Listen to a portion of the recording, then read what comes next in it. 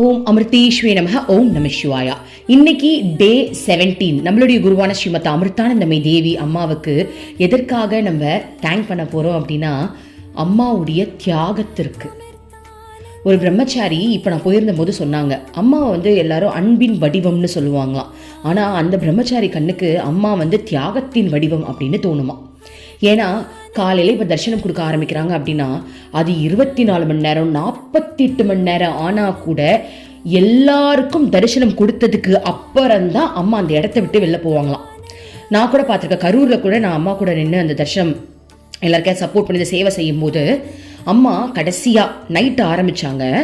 ஒரு 7 மணிக்கு ஆரம்பித்தாங்க அப்படின்னா அடுத்த நாள் காலையில் 7:30 மணி வரைக்கும் அம்மா தரிசனம் கொடுத்துக்கிட்டே இருந்தாங்க கண்டினியூஸாக. நடுவில் அம்மா எங்கேயுமே எழுந்து போகவே இல்லை.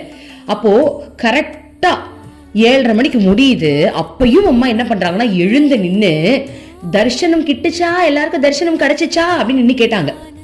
கேட்டுட்டு எல்லாரும் கிடைச்சிச்சுமா அப்படின்னு சொன்னதுக்கு அப்புறம் தான் அம்மா ஸ்டேஜ்லேருந்து கீழே இறங்கினாங்க. அப்போ எப்படிப்பட்ட அந்த தியாகம், எவ்வளோ ஒரு கருணை மனப்பான்மை, அம்மாவுக்கு எவ்வளோ தியாகம் பாருங்க. அம்மாவுக்கும் உடல் வலிக்க தான் செய்யும். ஏன்னா அவங்களும் மனுஷ உடம்புல தான் இருக்காங்க. கடவுளா இருந்தாலும் மனித உடம்புல தானே இருக்காங்க. நமக்கு வர எல்லா பெயினுமே அவங்களுக்கு இருக்கும். ஆனால் அதை அவங்க தாங்குறாங்க. அந்த தாங்குற தன்மை எப்படி வருது அப்படின்னா, நம்ம மேலே இருக்கிற அன்புல அதை தாங்க முடியுது. எப்படி ஒரு பிரெக்னெண்டா இருக்கிற ஒருத்தவங்க குழந்தை பெற்றுக்கும் போது வலின்னு தெரிஞ்சுதானே பிரசவத்துக்கு போறாங்க. ஏன்னா தான் குழந்தை மேல அவ்வளோ ஒரு அன்பு.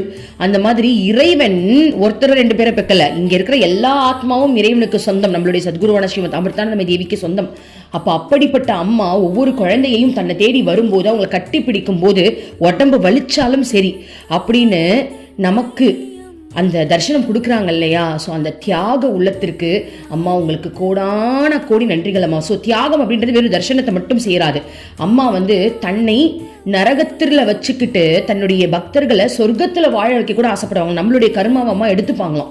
எடுத்துக்கிட்டு நம்மளை சொர்க்கத்தில் வாழ வைக்க விரும்புவாங்களாம். ஆனால் அதற்கு தகுதியாக நம்ம இருக்கணும். நம்ம கெட்டவங்களா இருந்தாலும் சொர்க்கத்தில் வாழ வச்சு என்ன பிரயோஜனம்? ஸோ நம்ம நல்ல தகுதியில் இருக்கும்போது அம்மா நம்மளுக்கு நிச்சயமாக அந்த மாதிரி விஷயங்களை செய்வாங்கன்னு சொல்லுவாங்க. ஸோ அப்படிப்பட்ட தியாகம் உள்ளம் கொண்ட அம்மா உனக்கு கோடான கோடான கோடான கோடி நன்றிகள் அம்மா. ஓம் அமிர்தேஸ்வரி நமக. ஓம் நம சிவாயா.